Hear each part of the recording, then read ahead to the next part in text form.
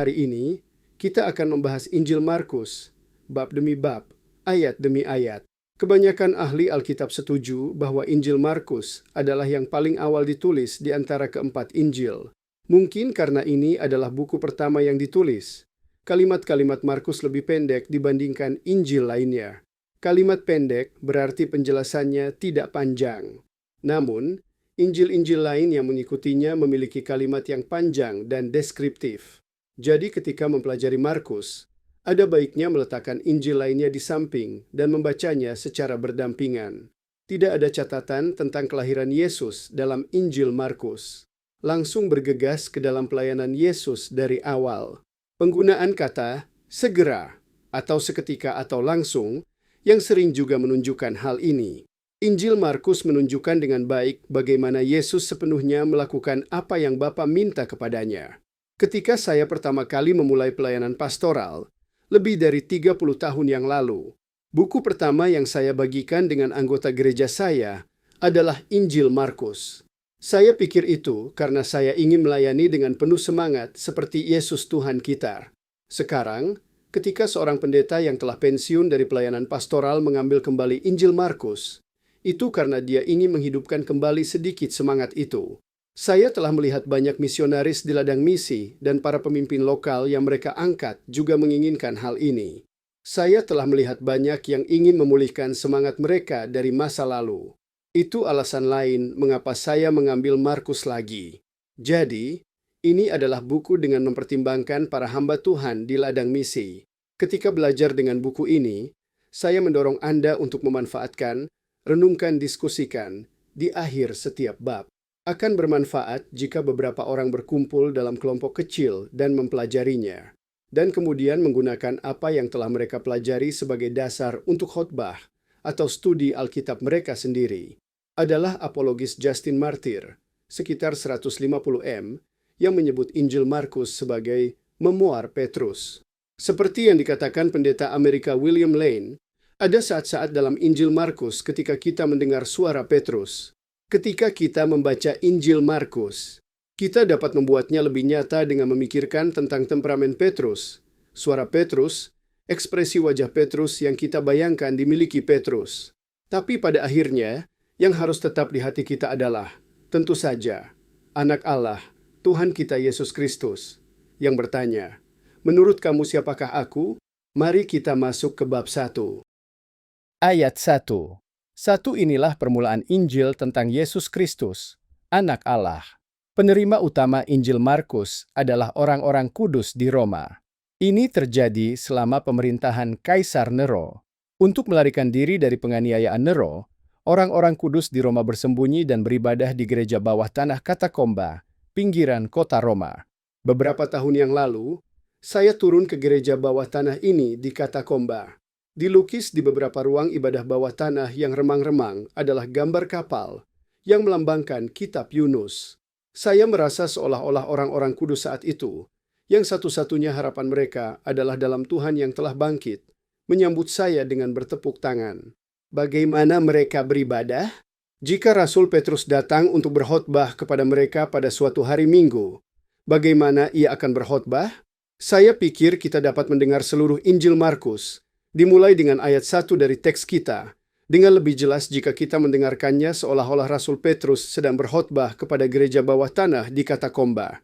Inilah permulaan Injil tentang Yesus Kristus, Anak Allah. Kata Injil adalah salah satu kata yang umum digunakan pada masa itu. Jika seseorang dinobatkan menjadi raja, itu adalah kabar baik, Injil. Jika seseorang mengumumkan kemenangan dalam perang, itu juga kabar baik, Injil. Pada tahun 490 Hesem, perang meletus antara Yunani dan Persia. Tentara Persia 10 kali lebih besar dari tentara Yunani. Tetapi mengejutkan, tentara Yunani memenangkan perang, dan lokasi pertempuran itu adalah Marathon. Kapten tentara Yunani mengirim seorang prajurit untuk pergi ke ibu kota Athena untuk melaporkan kemenangan ini. Orang-orang Athena saat itu sedang putus asa. Dan prajurit itu berlari hampir 40 km tanpa berhenti untuk membagikan kabar baik, Injil, dan kemudian ia meninggal. Ini adalah asal-usul acara maraton dalam Olimpiade. Tetapi Markus mengumumkan kabar baik dengan suara yang 1000 kali lebih keras dari itu. Injil Markus adalah buku yang diceritakan Markus kepada orang-orang kudus di katakomba, yang pasti dilanda kecemasan, ketakutan, dan keputusasaan yang jauh lebih besar daripada warga Athena. Inilah kabar baik, inilah Injil yang sejati. Markus memulai kabar baik ini dengan Yohanes Pembaptis. Ayat 2.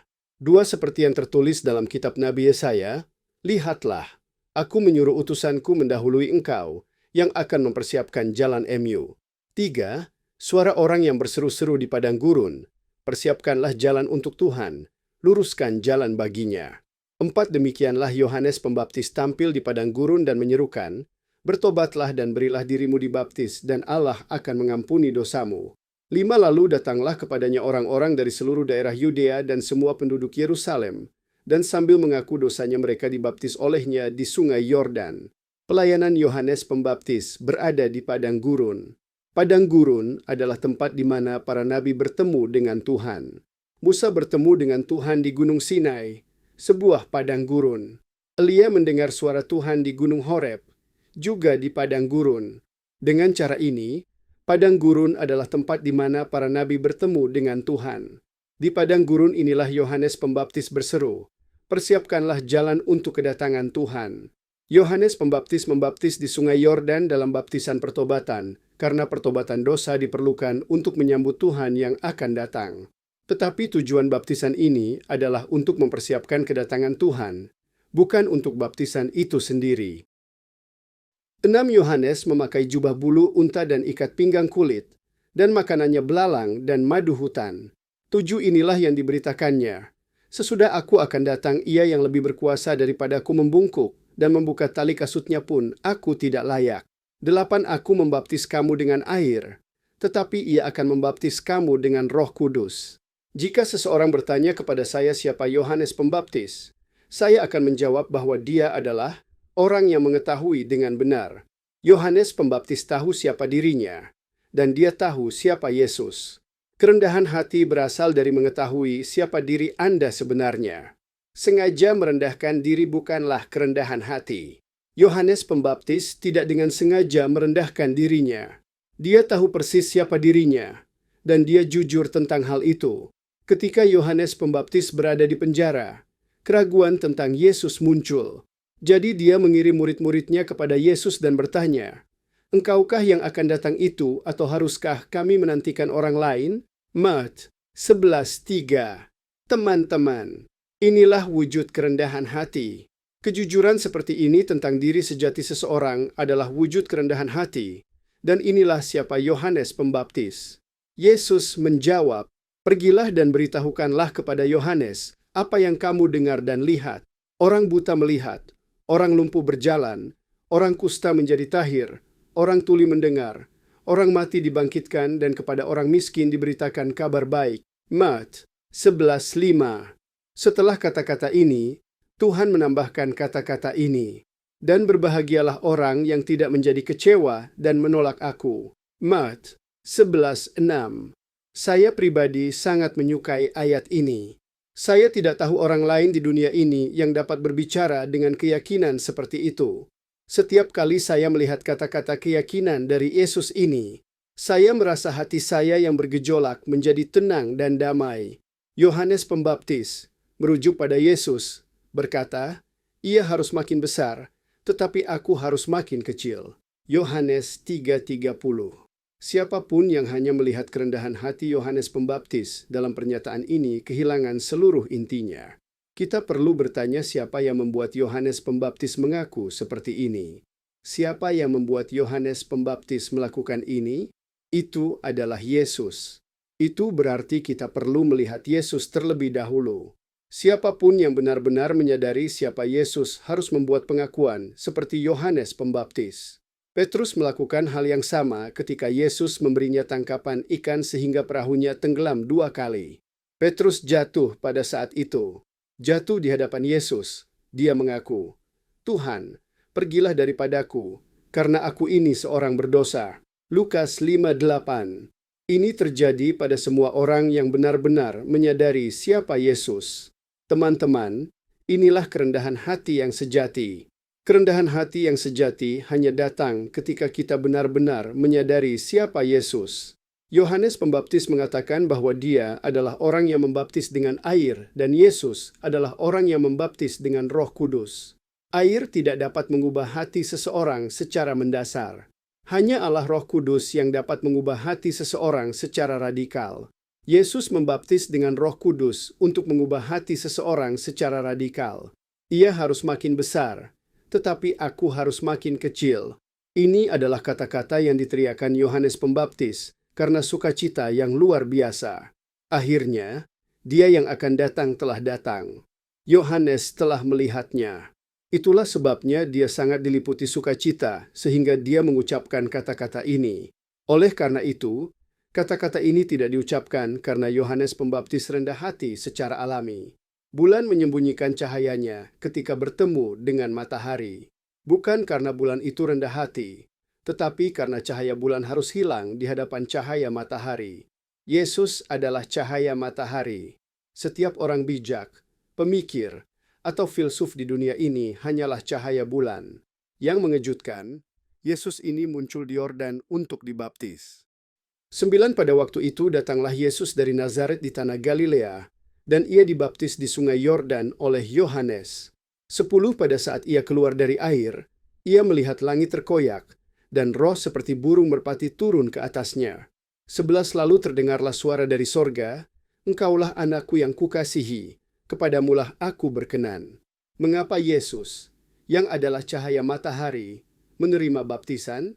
Itu untuk menjadi satu dengan orang-orang berdosa. Meskipun dia tidak mengenal dosa dan tanpa dosa, dia dibaptis bersama orang-orang berdosa untuk menjadi satu dengan mereka. Kesatuan ini akan berlanjut dari sekarang sampai penyaliban di Kalvari. Puncak dari kesatuan dengan orang-orang berdosa ini adalah salib di Kalvari. Mereka yang percaya kepada Yesus adalah mereka yang percaya dan menerima kesatuan Yesus dengan orang-orang berdosa di Kalvari. Mereka yang menjadi satu dengan Yesus di sana, bersatu dengan Yesus sejak saat itu dan selamanya. Untuk mencapai hal ini, Yesus meninggalkan tahtanya di surga dan turun ke bumi. Ketika Yesus keluar dari air setelah baptisannya, 3 hal terjadi. Pertama, langit terbelah. Langit terbelah, seperti atap terbelah dan langit-langit terbelah. Ini berarti bahwa apa yang terjadi mulai saat ini berasal dari surga. Orang-orang yang hanya mendengar dan melihat hal-hal dari bumi sekarang akan melihat dan mendengar hal-hal yang datang dari surga. Kedua, aku mendengar suara Bapa surgawiku. Engkaulah anakku yang kukasihi, kepadamulah aku berkenan. Ini adalah momen penting ketika Allah Bapa telah membubuhkan meterai pada siapa Yesus. Ketiga, Roh Kudus turun ke atas Yesus seperti merpati. Roh Kudus turun ke atas Yesus agar kita dapat melihat dengan mata kepala sendiri bahwa semua perkataan dan tindakan Yesus mulai saat ini akan dilakukan dalam Roh Kudus. Perhatikan bahwa semua ini didahului oleh kata segera. Ayat 10. Segera, Allah Bapa dan Allah Roh Kudus melakukan hal-hal ini. Segera, setelah Allah Anak dibaptis, Allah Bapa dan Allah Roh Kudus mengambil tindakan. Baptisan adalah titik balik. Segera, Allah Bapa dan Allah Roh Kudus melakukan ini tanpa membuang-buang waktu, karena mulai sekarang, dimulai dari baptisan, identitas Yesus akhirnya akan diungkapkan kepada dunia yang berdosa ini. Kemudian, juga, segera, Roh Kudus mendorong Yesus ke padang gurun. Ayat 12. 12 segera sesudah itu Roh memimpin dia ke padang gurun. 13 di padang gurun itu, ia tinggal 40 hari lamanya. Dicobai oleh iblis. Ia berada di sana di antara binatang-binatang liar dan malaikat-malaikat melayani dia. Padang gurun adalah tempat di mana hamba-hamba Allah bertemu dengan Allah, tetapi juga melambangkan dunia ini di mana iblis berkuasa. Ke padang gurun inilah Roh Kudus mendorong Yesus. Teman-teman, ingat ungkapan mendorong ini. Yesus tidak pergi karena dia ingin menghabiskan waktu tenang di beberapa oasis yang damai. Roh Kudus mendorongnya ke padang gurun. Mengapa dia mendorongnya ke padang gurun? Untuk menghadapi iblis. Di padang gurun, Yesus dicobai oleh iblis. Ini menunjukkan bahwa tujuan Roh Kudus mendorong Yesus ke padang gurun adalah agar Yesus dapat dicobai oleh iblis dan menghadapinya. Adam dan Hawa di Taman Eden juga dicobai oleh iblis. Adam dan Hawa kalah dalam pencobaan, tetapi Yesus menang dalam pencobaan. Penting untuk dicatat bahwa Yesus dicobai oleh iblis selama 40 hari penuh. Bukan setelah 40 hari, tetapi selama 40 hari penuh. Selama waktu ini, Yesus juga harus berhadapan dengan binatang-binatang liar yang menakutkan. Bagi orang-orang kudus Roma yang bersembunyi di gua katakomba, binatang liar itu adalah Nero. Nero yang melumuri orang-orang kudus dengan ter, menggantung mereka di pohon, dan membakar mereka seperti lampu jalan, adalah binatang liar dari semua binatang liar. Tuhan juga berperang melawan binatang-binatang liar. Saya pikir orang-orang kudus katakomba pasti menemukan penghiburan besar mendengar kata-kata ini. Mereka akan saling menghibur dan mendorong dengan berkata, Tuhan juga berperang melawan binatang-binatang liar. Tetapi binatang-binatang di padang itu bukanlah satu-satunya yang bersama Tuhan. Ada juga para malaikat. Para malaikat melayani Tuhan. Bukankah mereka semua adalah roh-roh yang melayani, yang diutus untuk melayani mereka yang harus memperoleh keselamatan? Iber 1:14. Ini adalah Ibrani pasal 1, ayat 14. Para malaikat adalah roh-roh yang dikirim oleh Allah untuk melayani orang-orang percaya kepada Yesus. Mereka melayani Tuhan di padang gurun. Mereka melayani orang-orang kudus di gua katakomba. Hari ini mereka melayani kita di sisi kita. Seorang kudus tidak pernah sendiri. Ayat 14. 14 sesudah Yohanes ditangkap datanglah Yesus ke Galilea memberitakan Injil Allah. 15 katanya, waktunya telah genap kerajaan Allah sudah dekat. Bertobatlah dan percayalah kepada Injil. Setelah mengalahkan iblis di padang gurun, Yesus kembali ke Galilea. Mulai sekarang, dia sendiri melakukan pekerjaan Tuhan yang seharusnya dia lakukan. Bertobatlah dan percayalah kepada Injil. Teman-teman, inilah kata-kata pertama yang diucapkan Yesus sebagai hamba Allah ketika dia datang ke dunia ini. Dengarkan lagi. Bertobatlah dan percayalah kepada Injil. Yang pertama adalah bertobatlah, dan yang kedua adalah percayalah kepada Injil. Para nabi Perjanjian Lama sering mengatakan, bertobatlah. Tetapi mereka tidak bisa mengatakan yang kedua. Tetapi hanya Yesus yang sampai mengatakan, percayalah kepada Injil. Percayalah kepada Injil, berarti, percayalah bahwa Allah mengutus anaknya untuk mati bagi kita dan bahwa dia menanggung dosa-dosa kita dalam tubuhnya sendiri sebagai pembayaran untuk dosa-dosa kita. Inilah yang akan terungkap secara luar biasa di seluruh sisa Injil Markus. Begitu luar biasanya sehingga Markus memulai Markus 1:1 dengan menyatakan dengan terengah-engah, inilah permulaan Injil tentang Yesus Kristus, Anak Allah. Injil Allah adalah pengumuman tentang kerajaan surga. Bagi orang-orang yang hanya mengetahui tentang kerajaan-kerajaan dunia ini, adalah kabar mengejutkan bahwa ada kerajaan lain, kerajaan Allah. Kerajaan Allah ini telah datang ke dunia. Sekarang setelah kerajaan baru yang tak terbayangkan telah memasuki dunia. Hal pertama yang harus dilakukan orang-orang dunia adalah mengubah kewarganegaraan mereka. Mereka harus bergegas untuk mengubah kewarganegaraan mereka dari warga kerajaan dunia ini menjadi warga kerajaan surga. Untuk menyelesaikan tugas ini, Yesus memilih murid-muridnya. Ayat 16. 16 ketika Yesus sedang berjalan menyusuri Danau Galilea, ia melihat Simon dan Andreas, saudara Simon, sedang menebarkan jala di danau, sebab mereka penjala ikan. 17 Yesus berkata kepada mereka, "Mari, ikutlah aku, dan kamu akan kujadikan penjala manusia." 18 lalu mereka pun segera meninggalkan jalannya dan mengikuti dia.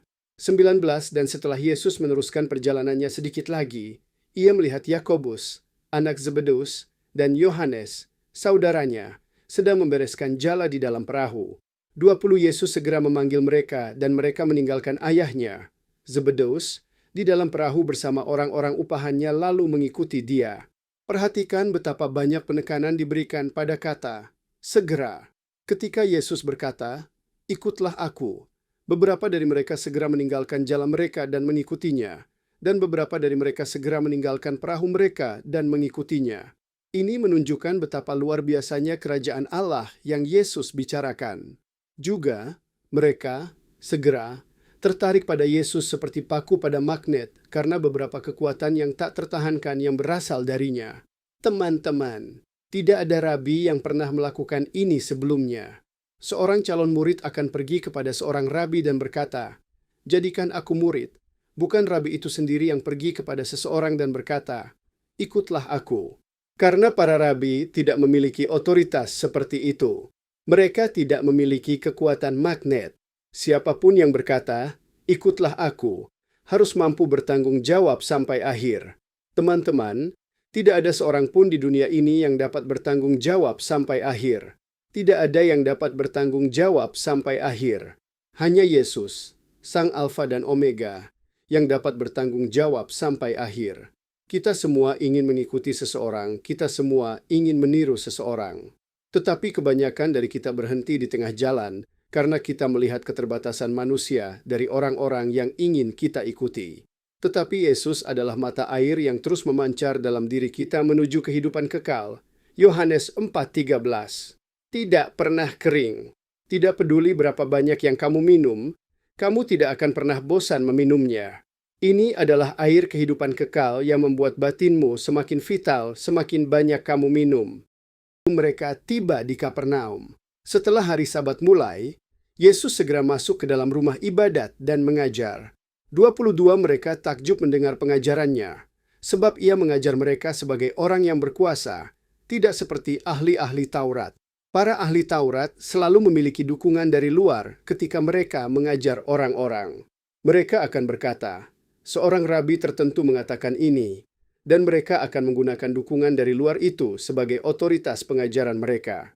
Tetapi Yesus tidak pernah melakukan itu. Dia berbicara dan mengajar dengan cara, "Aku berkata kepadamu," tanpa harus bergantung pada siapapun di luar dirinya. Dengan kata lain, dia tidak mengambil otoritasnya dari sumber eksternal. Yesus sendiri adalah otoritas dan sumber otoritas. Khotbah yang disampaikan dari mimbar di gereja hari ini kekurangan kuasa. Khotbah itu kekurangan kuasa karena Yesus tidak ada di dalamnya, dan kata-kata Yesus tidak ada di dalamnya. Khotbah perlu mengembalikan Yesus ke dalamnya, dan kata-kata Yesus perlu dipulihkan. Maka kuasa dan otoritas khotbah akan dipulihkan. Yang mengejutkan, setanlah yang mengungkapkan bahwa Yesus adalah otoritas dan sumber otoritas. 23 pada waktu itu, di dalam rumah ibadat ada seorang yang kerasukan roh jahat. Orang itu berteriak. 24, "Apa urusan MU dengan kami? Hai Yesus orang Nazaret, Engkau datang hendak membinasakan kami? Aku tahu siapa Engkau yang kudus dari Allah."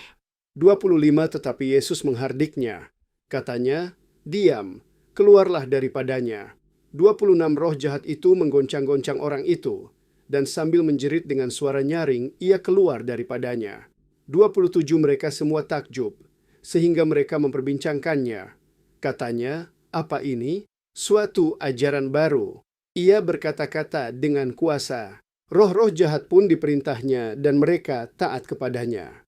28 Lalu tersebarlah dengan cepat kabar tentang dia ke segala penjuru di seluruh Galilea. Ini adalah peristiwa mukjizat pertama yang dicatat dalam Injil Markus. Peristiwa mukjizat ini adalah pertempuran rohani. Mengalahkan iblis di padang gurun adalah pertempuran rohani.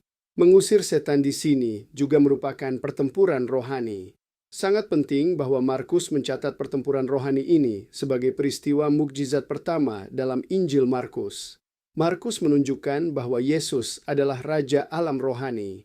Terakhir kali Yesus mengajar, orang-orang takjub melihat bahwa pengajarannya memiliki otoritas besar, berbeda dari para ahli Taurat. Kali ini, mereka takjub lagi ketika melihat setan sepenuhnya tunduk pada otoritas Yesus, dengan berkata, "Ini adalah ajaran baru yang berwibawa." Bukankah mengejutkan bahwa yang pertama kali mengenali identitas Yesus dan otoritas ilahinya bukanlah manusia, tetapi setan? Tetapi Yesus tidak mengizinkan setan untuk mengetahui dan berbicara tentang identitas Yesus. Sebaliknya, dia berkata, "Diamlah." Dalam beberapa Alkitab bahasa Inggris, kata "diamlah" ini diterjemahkan sebagai "tutup mulut". Dalam istilah kita, artinya tutup mulutmu. Mengapa Yesus tidak mengizinkan setan-setan untuk mengetahui siapa Dia? Karena mengetahui siapa Yesus adalah masalah yang langsung terkait dengan keselamatan. Yesus hanya ingin manusia yang mengetahui kebenaran penting ini. Karena Dia datang untuk menyelamatkan manusia, bukan setan-setan. Jadi kepada setan-setan, Dia berkata, "Tutup mulut." Ayat 29. Setelah mereka keluar dari rumah ibadat, Yesus dengan Yakobus dan Yohanes pergi ke rumah Simon dan Andreas. 30 ibu mertua Simon terbaring karena sakit demam. Mereka segera memberitahukan keadaannya kepada Yesus. 31 ia pergi ke tempat perempuan itu, dan sambil memegang tangannya ia membangunkan dia. Lalu lenyaplah demamnya. Kemudian perempuan itu melayani mereka. Di sini lagi, kata segera ditekankan. Ini menunjukkan betapa bergairahnya Yesus bekerja untuk kerajaan surga sebagai hamba Yahweh. Beberapa waktu yang lalu, bagian bawah sinagoga Kapernaum digali oleh para arkeolog dan sekarang dipelihara dengan baik di Kapernaum. Rumah ibu mertua Petrus juga telah dipulihkan, dan kedua tempat itu hanya berjarak beberapa puluh meter. Ini membuat sangat nyata bahwa ketika Yesus keluar dari sinagoga di Kapernaum, Dia langsung pergi ke rumah ibu mertua Petrus. Keluar dari sinagoga, Tuhan pergi langsung ke rumah ibu mertua Petrus. Dia memegang tangannya yang menderita demam dan mengangkatnya, dan demam itu segera meninggalkannya. Sungguh cerita tentang segera. Tidak seperti Injil lainnya, Markus tidak berbicara tentang silsilah Yesus. Matius berfokus pada Yesus yang datang sebagai raja. Silsilah diperlukan untuk memperkenalkan seorang raja. Tetapi Markus berfokus pada Yesus sebagai hamba. Seorang hamba tidak memerlukan silsilah. Bukankah satu-satunya hal yang penting bagi hamba adalah seberapa baik dia bekerja untuk tuannya? Markus lebih fokus pada bagaimana Yesus sebagai hamba Yahweh bekerja dengan sebaik mungkin. Ayat 32 menjelang malam, sesudah matahari terbenam, dibawalah kepada Yesus semua orang yang menderita sakit dan yang kerasukan setan. 33, maka berkerumunlah seluruh penduduk kota itu di depan pintu. 34, ia menyembuhkan banyak orang yang menderita bermacam-macam penyakit dan mengusir banyak setan. Ia tidak memperbolehkan setan-setan itu berbicara, sebab mereka mengenal Dia. Desas-desus tentang Yesus dengan cepat menyebar ke seluruh Galilea. Tetapi Yesus lebih suka mengatur langkah. Waktunya tiba. Waktunya tiba ketika Yesus dimuliakan, yaitu ketika Dia disalibkan. Sampai saat itu, Yesus tidak ingin ada hal yang tidak terduga terjadi padanya seperti dilempari batu sampai mati. Jadi Dia mengatur langkahnya. Inilah sebabnya Dia melarang setan-setan menyebarkan berita tentang Yesus kemana-mana. Pekerjaan yang ditentukan Allah, pekerjaan salib, terjadi pada waktu yang ditentukan Allah. Ini menjadi jelas ketika kita melihat Yesus pergi ke tempat sunyi pada suatu pagi. Ayat 35 pagi-pagi benar. Waktu hari masih gelap, ia bangun dan pergi keluar. Ia pergi ke tempat yang sunyi dan berdoa di sana. 36 Simon dan kawan-kawannya pergi mencari Dia. 37 waktu menemukan Dia mereka berkata, "Semua orang mencari Engkau." 38 jawabnya, "Marilah kita pergi ke tempat lain, ke kota-kota yang berdekatan, supaya di sana juga aku memberitakan Injil, karena untuk itulah aku datang." 39, lalu pergilah ia ke seluruh Galilea dan memberitakan Injil dalam rumah-rumah ibadat mereka dan mengusir setan-setan. Tuhan pergi ke tempat yang sunyi di pagi hari. Dia pergi untuk dua tujuan. Satu untuk Allah dan yang lainnya untuk manusia. Pertama, seperti biasa dengan Allah, Tuhan menginginkan persekutuan yang intim dengan Bapa. Kuasa adalah milik Allah dan tidak dapat diterima kecuali diberikan dari atas. Otoritas juga berasal dari atas. Kamu tidak dapat menerimanya kecuali diberikan dari atas. Tuhan telah menunjukkan ini dengan baik melalui teladannya. Kedua, untuk manusia, untuk mengontrol tingkat air atau mengatur irama. Saat ini, orang-orang Galilea sangat terkejut dengan penyembuhan Yesus. Itulah semua yang mereka bicarakan ketika mereka bertemu. Tetapi ini bukan untuk apa dia datang. Yesus datang ke dunia ini bukan untuk menyembuhkan orang, tetapi untuk menyelamatkan jiwa-jiwa. Dan ketika dia melihat bahwa orang-orang terlalu fokus pada hal itu, dia keluar sendiri dan diam-diam ke tempat yang sunyi di pagi hari berikutnya untuk mengontrol irama, untuk mengontrol tingkat air. Kata-kata Petrus kepada Yesus tanpa diragukan lagi menunjukkan ketidakpuasan. Dia mungkin telah mengatakan sesuatu seperti, "Apa yang kamu lakukan di sini? Kesempatan yang luar biasa. Semua orang mencari Tuhan. Jadi kesempatan apa lagi yang lebih baik?" Tetapi Yesus berkata tidak. "Mari kita pergi ke tempat lain dan memberitakan Injil," katanya. Tujuan utama Yesus datang ke dunia ini sepenuhnya terungkap dalam kata-kata ini.